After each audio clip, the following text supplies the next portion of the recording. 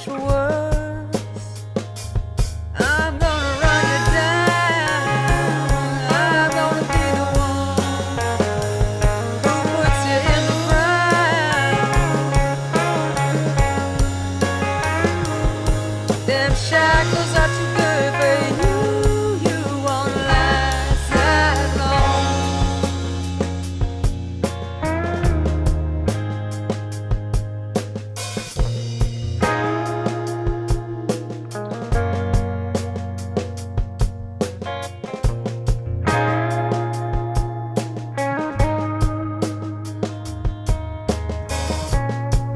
Broke my heart to see that girl.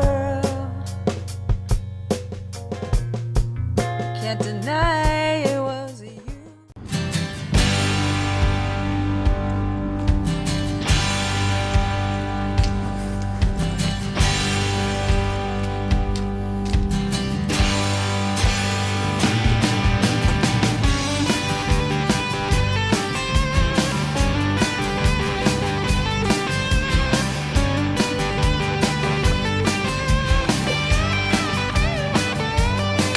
On the banks of the Cumberland, we told our tales in the city where 1,000 guitars wail. Outside the rhyming on Cash's bus, it felt like the life that was meant for us. We lived 25 years in a couple of nights, just some starry-eyed kids with dreams in their eyes. So pour them drinks before we get back to living again, and we'll add one more good time to the book of memories, my friend. So pour them drinks, 'cause all good things must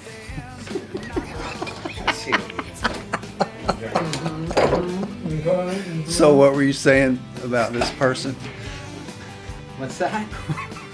What were you saying about his family? His family's wonderful. They're great people. I like it.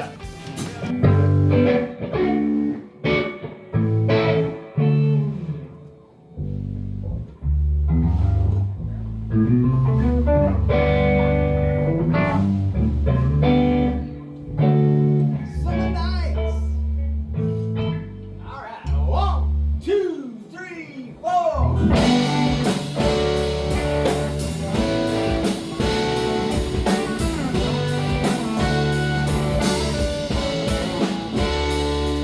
Just sit on back in the shade tree, taking the sounds and overheard. I'm thinking my summertime song. Ain't much to go up to now. Pass me the drink, ain't no judgment here. I'm singing my summertime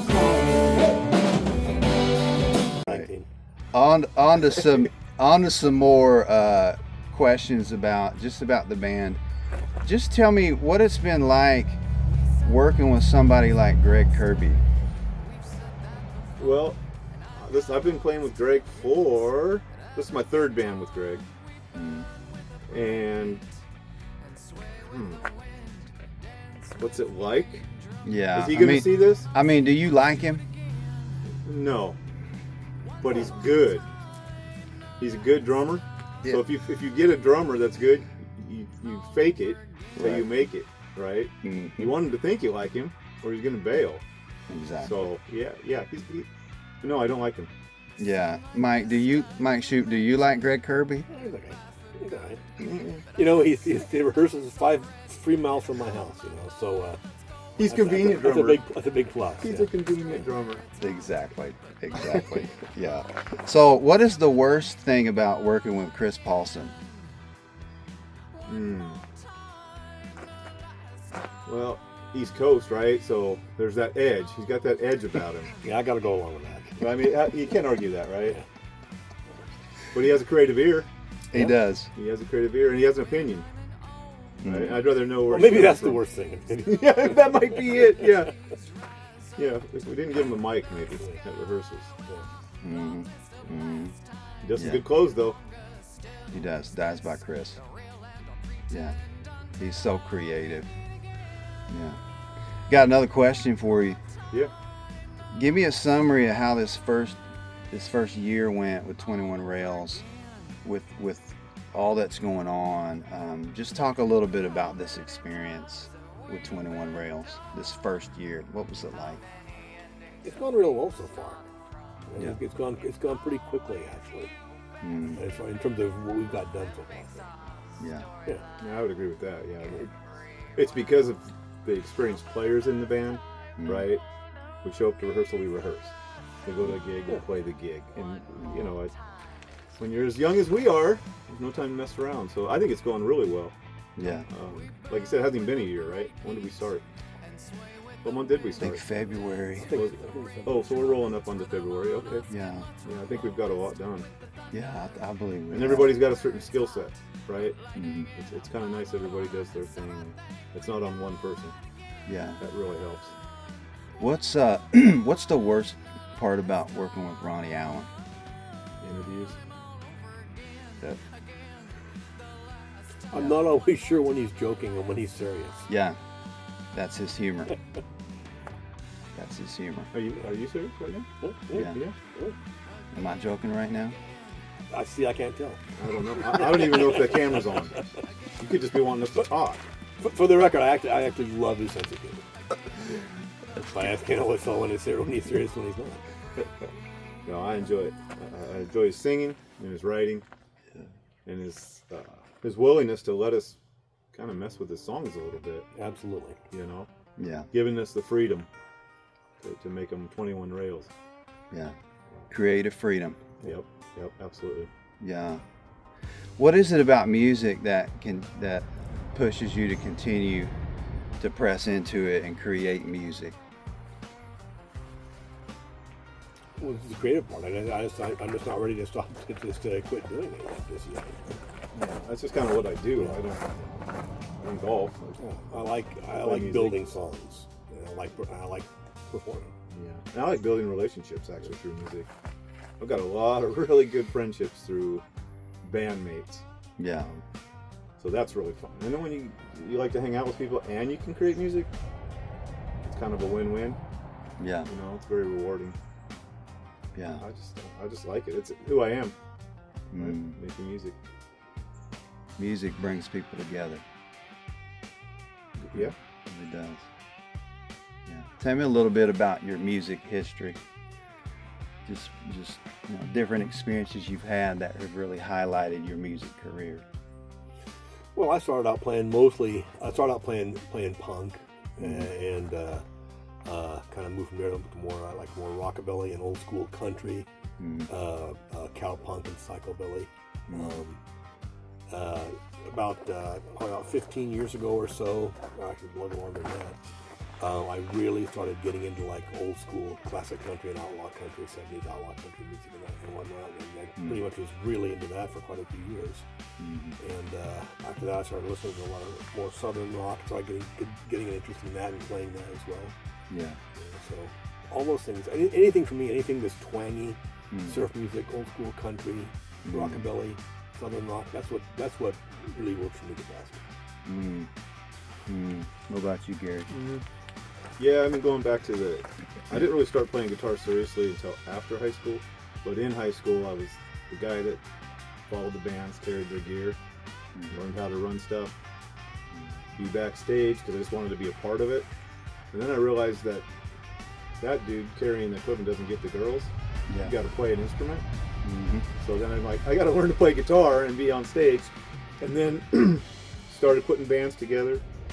And you know, you go through the hard rock in the 80s, 90s. Wasn't a big fan of 90s music. Still always gravitate towards 70s music actually because I was raised on 70s music. So blues rock, southern rock like Mike mentioned. But I've put myself into all kinds of different bands, different genres, female-led, acoustic type stuff, acoustic rock. What I've always approached music, I've always approached it as I'm the support of that person if they're singing, right? That's kind of the singer's the message deliverer, and I'm part of the backup. If you've got a good backup band, the message is going to get delivered. So I always put myself in. I'm never going to be the guy up front doing the Eddie Van Halen stuff. I'm kind of in the back doing tasteful licks. And I like all kinds of music. I've been in just about every genre there is, from reggae, blues to, like I mentioned, acoustic folk music, southern rock, country. I just like music, and regardless of what kind of band I'm in, I just enjoy it. And I learn every time too. Every time I'm with other players, I learn from them. Constantly learning. I've learned a lot from Shoot. I've learned he's stealing my licks. But that's okay. So you say. So you say. Yeah, that's true. He did lay it down first, so I guess I stole it from him. Prove it. But yeah, prove it, no doubt. Tell us, Chris, tell us a little bit about how you got into music. Tell us that story. I came from a very musical family. My mom's dad, my grandfather, who was a musician all his life.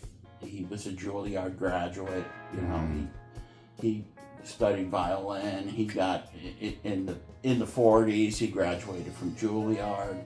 I still have his student ID. Wow. So I have some pretty cool stuff we can look at later. Wow. But he studied violin. He got out into New York City. Guess what? Nobody was hiring violin players. So he taught himself to play sax. So next thing, he's down in Florida, hanging out with these big band guys, doing the... I don't know if you've ever seen Ricky Ricardo and I Love Lucy. He was in those style bands down in Florida with the Cuban scene and Some hardworking bands. Oh my A lot God! going on in those bands. I got some pictures upstairs of these guys. It's a picture of 5 of them. It's just sitting around a table, and they look like a band. They're in suits and stuff, but there's no mistaking. These guys are in a band. So that's how, I came from a very musical family. I started playing piano very young, I think first grade. I don't know why I can remember this, but I was in Catholic school, K through 8, and first grade, my piano teacher was Sister Helen Marie. I don't know why I remember that. Probably because she had one of those telescopic pointers that she could whack me across the fingers if I made a mistake. Who knows? But I went from that to, I was a horn player, maybe 4th grade I was baritone horn. I played that in school band, and then I got into high school and started playing trumpet. I think my freshman year, a good buddy of mine, we'll call him Willie. We did, that's what we called him, Willie. He was Willie, and he said, Chris, you gotta get a bass, we gotta start a band. So I saved up my money, and if I didn't get a bass out of the Sears catalog, my first bass, Sears catalog, and he helped me. I had no idea any stringed instruments. I was a horn player at that point, so he helped me out. He played guitar, and 25 or 6 to 4, Sunshine of Your Love, Zeppelin, the stuff we were listening to in the mid-70s. And that's where it just took off. And been playing bass ever since then. I dabbled back into piano and guitar and mandolin, but people ask me, "What do you do?" I'm a bass player, so that's what I tell them. Can I play guitar? Yeah. Can I play mandolin? Just enough to get me into trouble. Can I play piano? Yeah. But bass is my jam. So what the kids say, is that what the kids say now? I think so. That's my jam. Yeah. If something's bad, it's cheeks. Is what my son. Yeah, that's the thing. Like, man, that song was cheeks. Like ass cheeks? Yeah. So that's a good slang that they're using. Oh, so instead of saying man, that song, this sandwich is cheeks. So instead of saying the sandwich tasted like ass, you just said cheeks, and it's much nicer, right? Coaching high school football, I always knew the latest slang. Always knew the latest slang. And another one was like, "What's up, my slime?" I guess you got to know. Otherwise, they have it's like a secret language they all got going on, right, with the kids. Yeah. You know what gets me is I had my son who's in his 35, 36 now, but then I had 2 girls, and what gets me is girls call each other dude. Yeah, dude. You know, dude. Yeah, dude. It's funny. It just is. It just strikes me that it's funny that dude came from California surfers, I think. And then the girls are just going, "Hey, dude." Yeah. Okay. Whatever. I can't wait to write something with some mandolin in it. You know, we've got songs in us as a band. What are your biggest musical influences that you would say do with you? As far as bands and stuff, I mean, obviously I missed out on a lot of the good late 70s, early 80s bands that a lot of people listen to, you know, the Steely Dans and stuff like that. I missed out because I was so hyper-focused on metal. I listened to, I knew every Iron Maiden song, every lyric, had all the albums, all the posters, you know, Judas Priest and Metallica and stuff like that. I was really just hyper-focused on that, so I missed out. But I did finally start listening to some Doors and some Police. So like as far as drums, Rush, obviously, Neil Peart. Every drummer loves Neil Peart. That's just easy. That's an easy answer. Stuart Copeland, the work he does just amazes me. It seems so simple, but the stuff he's doing, all the syncopation on the hi-hat and stuff, it's really just fascinating to me to kind of watch him play. He's pretty awesome. You know, so yeah, I mean, but then I went through a Dave Matthews phase. He always had great players in his bands, and went through a phase with that. And I've always, when I gravitate towards something, I kind of really just stay focused on that one artist. So I would say my spectrum of what I listen to is not all that broad. I played with other players they'll throw out these, even like Chris is hilarious. I mean, he knows all these songs. He knows everybody. He reads I was never an album jacket reader. So you say, who all was in this band? It's like, I have no clue. I have no idea. I just like the music. But yeah, Police, I would say Police and Iron Maiden. How unique were the Police? Their music is just 3-piece, right? Crazy. Yeah, it's just crazy. Yeah. So those are some of my influences. I never really had a lot of country influences. My country influences were bands that my parents listened to, and I'd be like, can we listen to something other than Kenny Rogers and Dolly Parton? We'd take road trips, and I'd be in the back of the Berlinetta, and they'd be cranking this stuff, and I'm like, God, just give me some Iron Maiden. But as I've aged, gotten a little more refined, I do appreciate a lot. Actually, I like Willie. One thing I like Neil Diamond, which some people, I think it's like 50% of the people love him, and then the other 50% hate him. That's how it goes with American Treasures. I don't know if there's any in between with him. I kind of embarrassed for my father by saying this, because I took my mom to her first concert. I don't know why I had to do that, but it's neither here nor there. But I took her to see Neil Diamond, and she was lit up. So it was, she loved it. And so I love me some Neil. That's one of my go-tos on karaoke. He's got his range. He's got that 2-octave range, just like me. Everybody can sing in his range. Yeah, it's an easy sweet spot, but he's got some really great crowd pleasers. So we do that. But yeah, I don't know, as far as any other influences, now lately, I don't know, I'm really into like Manchester Orchestra, which isn't country, not even a little. They kind of started off almost like a punk band, and they're really fun to dive into because their music evolved incredibly. They're just so fun to listen to. Coheed and Cambria, that's another favorite band.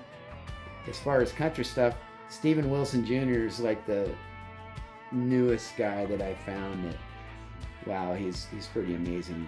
For me, it was watching him play his guitar. His voice is great, but his guitar work is just, God, his guitar is so beat up. You can tell he's been just playing the same guitar forever. It's like thin. He's worn it thin. It's like he needs to put a veneer on it or something to hold it together. I don't know. It's pretty amazing. But yeah, as far as influences, that's where I'm at.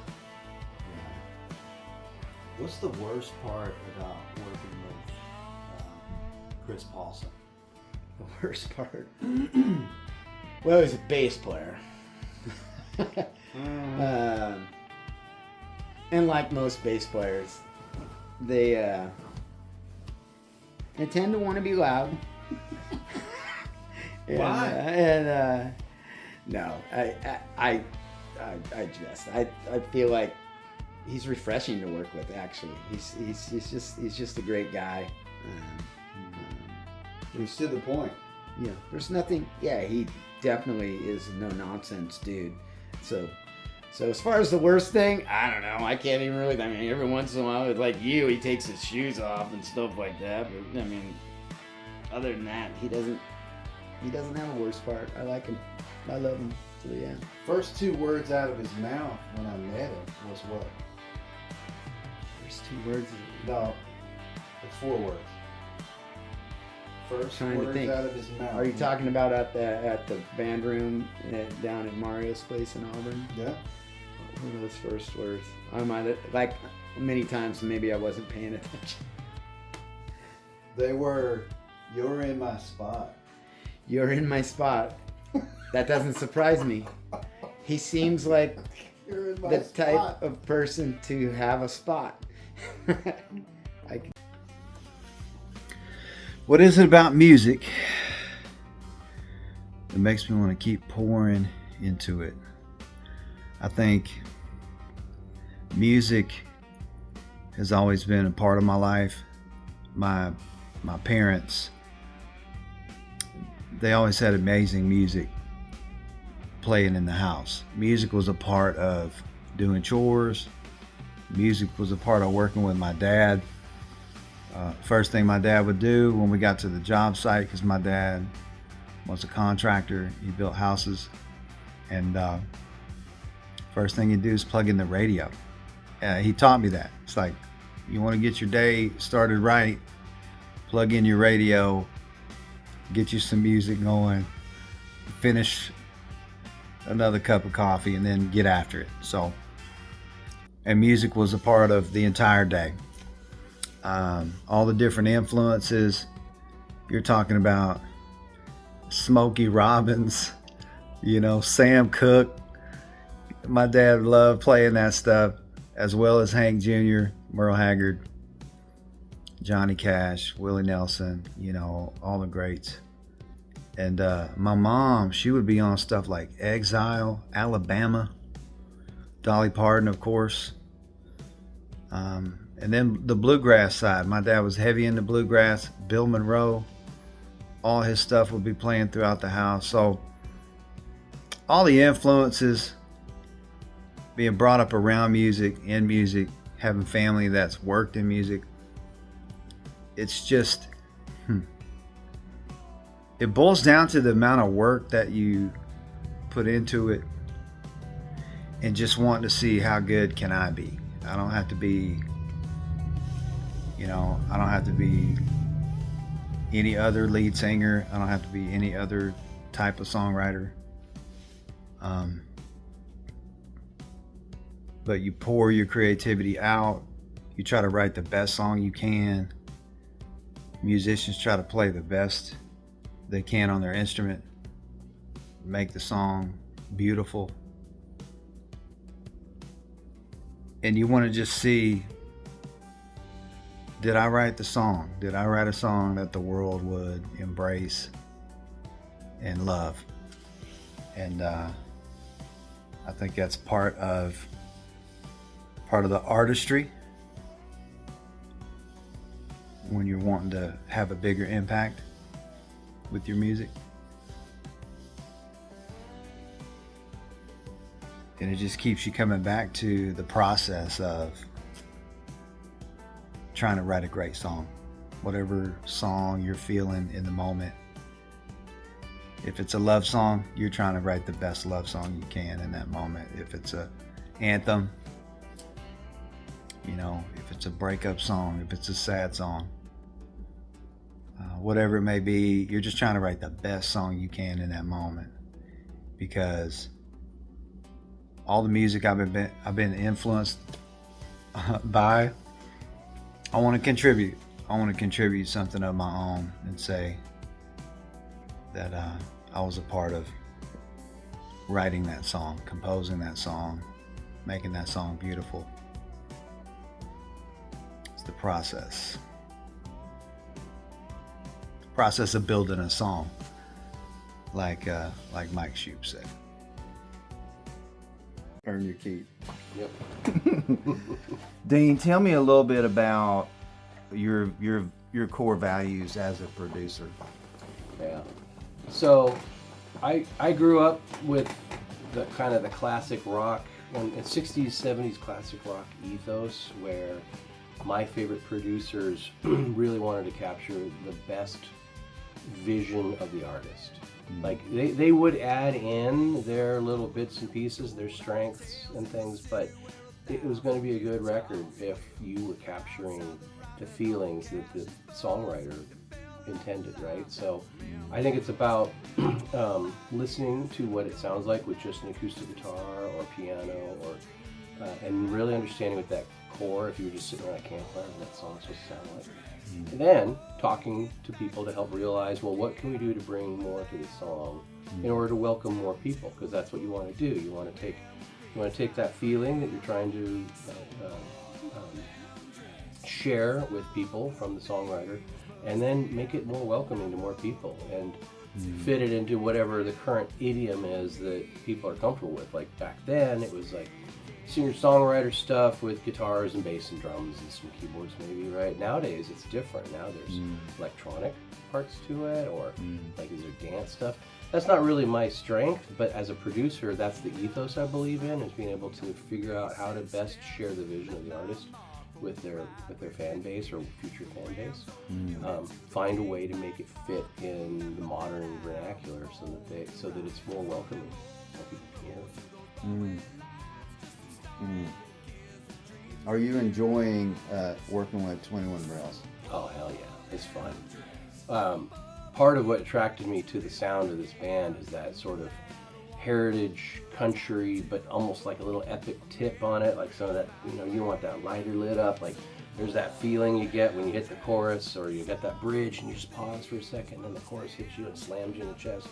Like I look for that, and then if that's there, I want to make it big. I want to make it so that should be heard like in a stadium or something, right? So that is what I heard, the fact that there's like melodic pieces, there's a great backbeat, there's just like really comfortable songwriting and song structure for you to like just sink yourself in. There's good messaging, it makes you feel good about yourself. Like all the right ingredients are there. I just got to put it in the oven and bake the cake. Yeah. Well, I know you're going to do a great job. I know you are. I've enjoyed working with you already. Thank you. I'm looking forward to doing more. To doing more. Yeah. Dean, what is it about music that helps you push through all the challenges in life? That's a question. Yes, music has gotten me through life. I would not be here without music. It's saved my ass several times. When things are down, when the chips are down, music has always been there to help me feel good about myself, to have that, you know, it's like a friend who's with you, to talk you through stuff.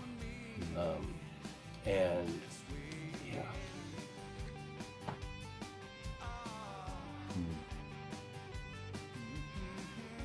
Yeah. Music.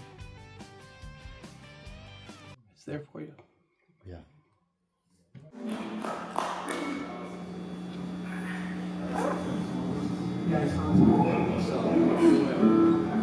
One, two, three, two, two.